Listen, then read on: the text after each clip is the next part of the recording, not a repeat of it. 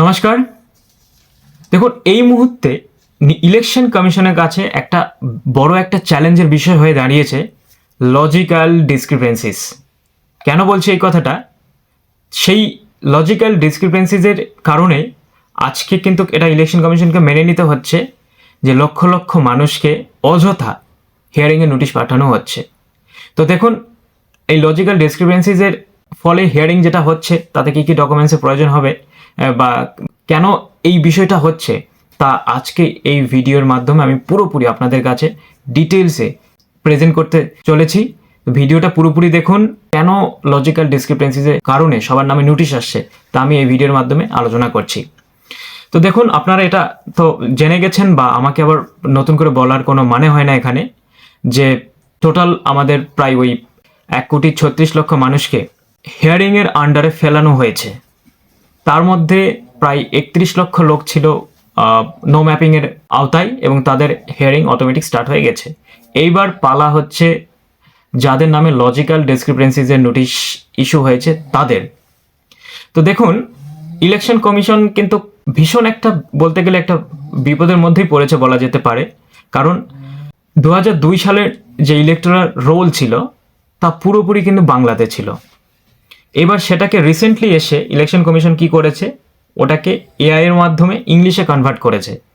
যেই মাত্র কনভার্ট করেছে ইংলিশে, সেই মাত্র দেখা যাচ্ছে যে অদ্ভুত ধরনের নামের বানান, অদ্ভুত ধরনের আর স্পেলিং থেকে শুরু করে সেগুলো ওদের যে অ্যাপ, সেই অ্যাপে কিন্তু রেকর্ড হয়ে আছে। যার সাথে বর্তমান যারা ভোটার্স, তাদের যে বর্তমান যে এপিক কার্ডটা রয়েছে, ভোটার কার্ডটা রয়েছে, তার উপরে যে ইংলিশের বানান বা স্পেলিং রয়েছে তার সঙ্গে দূর সম্পর্কেও কোনো মিল নেই। ইভেন আমার এলাকায় এরকম ব্যক্তিদের নামে হিয়ারিংয়ে নোটিশ আসছে। বিএলও সাহেব যেটা জানিয়েছে যে ওদের অ্যাপে যে বানানটা দেখাচ্ছে এবং এই ভোটারের যে ভোটার কার্ডের যে বানানটা রয়েছে সেটা সত্যি মানে দেখলে আপনাকে লজ্জা লেগে যাবে যে কীরকম একটা ডিফারেন্স বা অন্তর হয়ে গেছে। তো এটা কিন্তু ওদের অ্যাপটা হচ্ছে ম্যাচ করতে পারছে না, যেমাত্র ম্যাচ করতে পারছে না আর বিএলও ওটাকে কিন্তু লজিক্যাল ডিসক্রিপেন্সিসের মধ্যে রেখে হিয়ারিংয়ের নোটিশ ইস্যু করে দিচ্ছে। তো এই করতে গিয়ে প্রায় দেখুন সংখ্যাটা এখন 94 লাখে দাঁড়িয়েছে, কিছুটা হয়তো কমিয়ে এনেছে। এবং ইলেকশন কমিশন আবার এটাও বলে দিয়েছে যে তারা নাকি 14 ফেব্রুয়ারি ফাইনাল ভোটার লিস্ট পাবলিশ করতে চলেছে। এখন পর্যন্ত আমি একটা ভিডিও করেছি, ডেসক্রিপশনে আমি লিঙ্ক দিয়ে রাখবো, আপনারা ক্লিক করে দেখে নিতে পারবেন যে এই যে নো ম্যাপিং যারা ছিল তারা তো সেই 30-31 লাখ, তাদের মধ্যে 9 লাখের নাকি হিয়ারিং হয়েছে। এখন পর্যন্ত বাকি থাকলো তো এদের হিয়ারিং, এবং আবার এই 94 লাখ যারা লজিক্যাল ডিসক্রিপেন্সিসের মধ্যে রয়েছে তাদের হিয়ারিং বাকি রয়েছে। তো এইরকম একটা মরার উপর একটা খাড়ার ঘাড় সিচুয়েশন হয়ে দাঁড়িয়েছে ইলেকশন কমিশন। ওই জন্য আপনারা দেখবেন ইলেকশন কমিশন প্রায় বিশাল সংখ্যক একটা মাইক্রো অবজারভারকে নিয়ে আসছে এবং তাছাড়া যে স্পেশাল অবজারভার যারা বাইরে থেকে নিয়ে আসছে তাদেরকে, এবং আরও কিছু হিয়ারিংয়ের যে সেন্টার সেটা খোলার চেষ্টা করছে। কারণ দেখুন এই যে হিউজ পরিমাণ, তাই না? এই ক্ষেত্রে আমি একটা কথা আজকে এখানে স্বীকার করতে হচ্ছে, এটা ওয়ান কাইন্ড অফ হ্যারাসমেন্ট করা, এটা হ্যারাস সিচুয়েশন হয়ে দাঁড়িয়েছে। কারণ দেখুন এটা যারা ভোটার্সরা তাদের তো এখানে কোনো রকম ভুল নেই, কিন্তু অযথা ওই একটা ইলেকটোরাল রোল কনভার্ট করে এআই এর মাধ্যমে তার বানান ওখানে ভুল থেকে ওখানে স্পেলিংয়ের প্রবলেম হয়, মানুষের নামে একটা ভোটার্সের নামে একটা হিয়ারিংয়ের নোটিশ ইস্যু করে তাদেরকে আবার হিয়ারিংয়ে ডেকে পাঠানো, এবং সবার মনে একটা আতঙ্ক বিরাজ করছে, সবার মনে একটা ভয় কাজ করছে যে এই বুঝি তাদের লিস্ট থেকে নাম বাদ গেল ভাব। তো এগুলো কিন্তু ইলেকশন কমিশনে দেখা উচিত। আমি এই ক্ষেত্রে কোনো প্রশ্ন তুলছি না, কিন্তু আজকে একটুখানি বলতে হচ্ছে যে এই যে প্রবলেমগুলোর জন্য মানুষ তো অবভিয়াসলি সমস্যায় পড়ছে, একটা তাদের মধ্যে একটা ভয় কাজ করছে। তো এটা তো তাদেরও ফল্ট নয়, ফল্টটা ইলেকশন কমিশনে, এবং বিষয়টা তাদেরকেই নিশ্চিত করতে হবে, বা তাদের সব থেকে বড় কথা তাদের বিষয়টাকে লঘু করার যে ব্যাপারটা, লাঘব করার যে ব্যাপারটা সেটাকে তাদের তাড়াতাড়ি করতে হবে। তো দেখুন, এমনও ভোটার পাওয়া গেছে যে যাদের মাঝখানে একটা স্পেসের অভাব রয়েছে।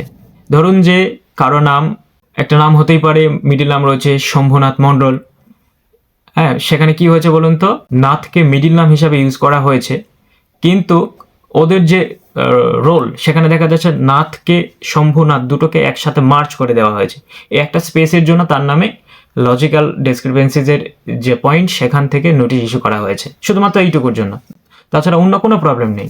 তো এটাকে কি বলা যায়? এক প্রকার হ্যারাসমেন্টই তো বলা যেতে পারে, অথবা বলা যেতে পারে একটা ইলেকশন কমিশনের একটা ফল্ট এই জায়গায়। তো এই সব সংখ্যাটা কিন্তু বেশি। এই ক্ষেত্রে ইলেক্টোরাল যারা ভোটার্স রয়েছে তাদের কোনো প্রবলেম নেই। তবে হ্যাঁ, এখানে একটা পয়েন্ট যে অনেকে প্রশ্ন করছেন যে এই ক্ষেত্রে যাদের লজিক্যাল ডিসক্রিপেন্সিস প্রবলেমগুলো রয়েছে কী কী ডকুমেন্টস শো করাতে হবে। দেখুন, এই ক্ষেত্রে ইলেকশন কমিশন তো সেরকমভাবে নোটিফিকেশন এখন পর্যন্ত, যেটা আমার কাছে আপডেট রয়েছে, এখন পর্যন্ত কোনো রকম স্পেশালি কোনো ডকুমেন্টসের কথা বলেনি। তবে আই থিঙ্ক যে 13টা ডকুমেন্টসের কথা বলেছে ওগুলোই আপনাদের শো করাতে হবে। তবে একটা এখানে অ্যাসিওরেন্স দিয়ে রাখছি, লজিক্যাল ডিসক্রিপেন্সিসের কারণে কোনো ভোটারের নাম ফাইনাল লিস্ট থেকে বাদ যাবে না, এটুকু 100% গ্যারান্টি থাকছে। এটা একটা জাস্ট তথ্যের একটা গরমিল হয়েছে, যার বাংলা করলে তাই দাঁড়ায় যে তথ্য সংক্রান্ত ভুল ত্রুটি। তো এটাকে ওরা একটু ভেরিফাই করিয়ে নেবে, বলতে পারেন যে আপনাদের একটু হ্যারাসমেন্ট করার চেষ্টা হালকা করে, এটাই ধরে নিন এখন। তো তবে একটা পয়েন্ট এখানে, যদি আপনারা হিয়ারিংয়ে উপস্থিত না হন তবে আপনাদের নাম বাদ গেলেও যেতে পারে। তো একটাই রিকোয়েস্ট এখানে থাকছে, আপনারা আপনাদের যেদিন স্লট হয়েছে, যেদিন শিডিউল করা হয়েছে, সেদিন অবভিয়াসলি আপনারা উপস্থিত থাকবেন। সে ডকুমেন্ট যাই থাকুক না কেন, তাতে কোনো প্রবলেম নেই, কিন্তু আপনাদেরকে প্রেজেন্ট হতে হবে। এটাই সব থেকে বড় পয়েন্ট এখানে। আর সেই ক্ষেত্রে আপনাদের যা যা ডকুমেন্টস রয়েছে, ধরুন যে ইলেকশন কমিশন থেকে দেওয়া যদি 13টা ডকুমেন্টসের মধ্যে কোনো কিছু থেকে থাকে তো দ্যাটস গুড।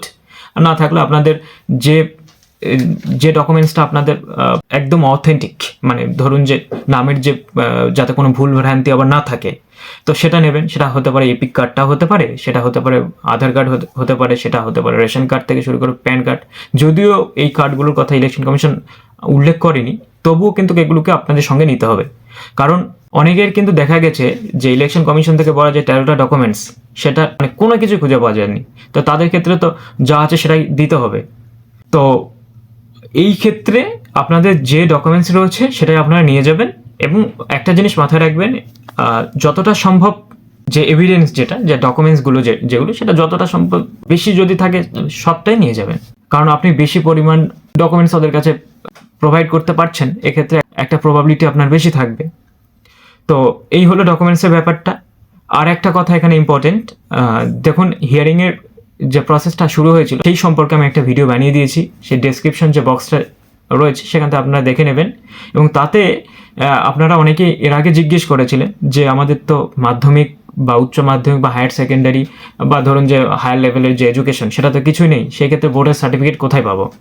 তো আমি যেটা বুঝতে পেরেছি হিয়ারিং সেন্টারে গিয়ে, এই ইয়ারোরা যারা ওখানে হিয়ারিং নিচ্ছিলেন, তারা এই ক্ষেত্রে যে কোনো একটা ডকুমেন্টসকে চাইছেন। ডকুমেন্টস বলতে কোনটা? এডুকেশনাল, সেটা হতে পারে ক্লাস 4 পাস, সেটা হতে পারে আপনি যে পর্যন্ত পড়াশোনা করেছেন আর কি, হাই স্কুলের সেটা 8 হতে পারে, 6 হতে পারে, 7 হতে পারে, বা 1 2 যেই হোক না কেন, সেখানে একটা ডকুমেন্টসকে ওরা কিন্তু অ্যাপ্রোপ্রিয়েট মনে করছেন। যদি বোর্ডের থাকলেও তো খুব ভালো, যদি না থেকে থাকে তাহলে যেটা রয়েছে আপনি যে পর্যন্ত পড়াশোনা করেছেন সেই ডকুমেন্টস যদি থেকে থাকে সেটাও আপনার নিয়ে যাবেন। আর একটা ওরা ওখানে প্রাধান্য দিচ্ছে সব থেকে বেশি, সেটা হচ্ছে পাসপোর্টকে। যদি কারো কাছে পাসপোর্ট থেকে থাকে, যদি আপনারা কোনো সময় করে রেখেছেন, সেটা আজকের হতে হবে এমন কোনো কথা নেই, ডেট উঠে গেলেও কোনো ব্যাপার নেই, সে 10 বছর 20 বছর আগে করেছেন সেইটা হলেও কোনো ব্যাপার নেই এখানে। যদি হয় আর সেখানে যদি দেখেন যে আপনাদের নামের স্পেলিংটা ঠিক রয়েছে, বয়সের গরমিল হয়নি, এবং পিতামাতার নামের স্পেলিং থেকে শুরু করে এগুলো কোনো গরমিল হয়নি, তাহলে সেটাকে আপনারা একটাই জাস্ট ডকুমেন্ট ওখানে যদি শো করাতে পারেন তাহলে সেটা এনাফ হয়ে যাবে।